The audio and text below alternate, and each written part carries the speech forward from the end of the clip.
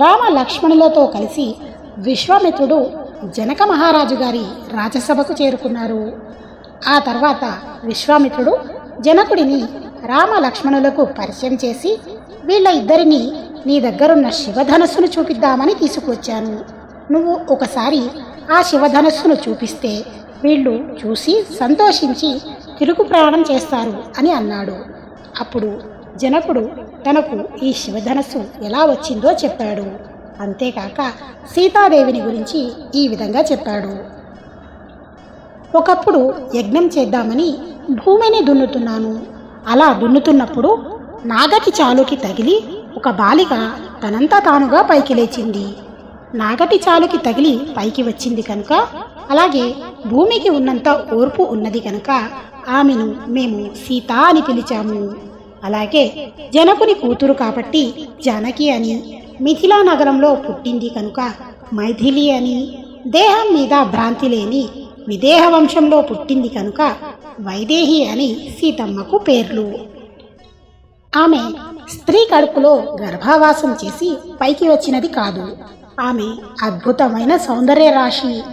ఆమెను చూసిన దేవతలు, రాక్షసులు, యక్షులు మొదలైన వాళ్ళందరూ ఆమెను తమ భార్యను చేసుకుందామని వ్యామోహం పొందారు. అందుకని నేను ఆమెను వీర్యశుల్కగా ప్రకటించి, ఎవరైతే శివధనస్సును ఎక్కు పెడతాడో వాడికి ఇస్తాను అని అన్నాను. అలా ఎందరో రాజులు వచ్చారు. శివధనస్సును ఎక్కుపెట్టలేకపోయారు. కొంతమంది ఆ ధనస్సును చూడగానే పడిపోయారు. ఎవరూ కనీసం దాన్ని కదపలేకపోయారు. వచ్చిన వాళ్ళందరూ భగ్న హృదయాలతో వెనక్కి తిరిగి వెళ్ళిపోయారు. ఒకవేళ ఈ రాముడు శివధనస్సును ఎక్కుపెట్టగలిగితే నేను నా కూతురు సీతని కన్యాదానం చేసి ఇస్తాను అన్నాడు జనకుడు. అన్నాడే కానీ అసలు ఒక మనిషి ఆ ధనస్సును పైకి ఎత్తి వెంటి నారిని లాగటం అసలు జరుగుతుందా? అది అసంభవం అనుకున్నాడు జనకుడు. అప్పుడు పాపం జనక మహారాజుకు తెలియదు కదా, సాక్షాత్తు ఆ శ్రీ మహావిష్ణువే ఈ రామావతారంలో తన ముందు ఒక రాముడిలా నిలబడి ఉన్నాడని. రాముడు ఆ ధనస్సును ఎంతో తేలికగా కష్టం లేకుండా పైకి ఎత్తి నారి కడదామని లాగేసరికి వంగిన ఆ ధనస్సు కాస్త మధ్యలో పడేల్మని గట్టి శబ్దంతో విరిగిపోయింది. పిడుగులు పడే శబ్దంతో ఆ శివధనస్సు విరిగేసరికి రాముడు, లక్ష్మణుడు, విశ్వామిత్రుడు, జనకుడు తప్ప అక్కడున్న మిగతా వారందరూ మూర్ఛపోయారు. ఈ అద్భుతాన్ని కళ్ళారా చూసిన జనక మహారాజు ఎంతో సంతోషంతో తన కుమార్తె అయిన సీతమ్మను శ్రీరాముడికి ఇచ్చి కళ్యాణం జరిపించడానికి ఒప్పుకున్నాడు. ఆ తర్వాత అందరూ కలిసి దశరథ మహారాజు దగ్గరికి వచ్చారు. జనక మహారాజు కుమార్తెలైన సీతమ్మను శ్రీరాముడికిచ్చి, రెండవ కుమార్తె అయిన ఊర్మిళను లక్ష్మణుడికి ఇచ్చి వివాహం చేశారు. అలాగే జనకుడి తమ్ముడి కుమార్తెలైన శృతకీర్తిని శత్రుఘ్నుడికి, మాండవిని భరతుడికి ఇచ్చి వివాహం చేర్పించారు.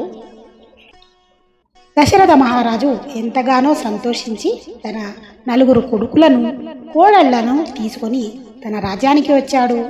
కౌసల్య, సుమిత్ర, కైకేయి ఎదురొచ్చి హారతులిచ్చారు. తమ కోడళ్లను చూసి మురిసిపోయారు.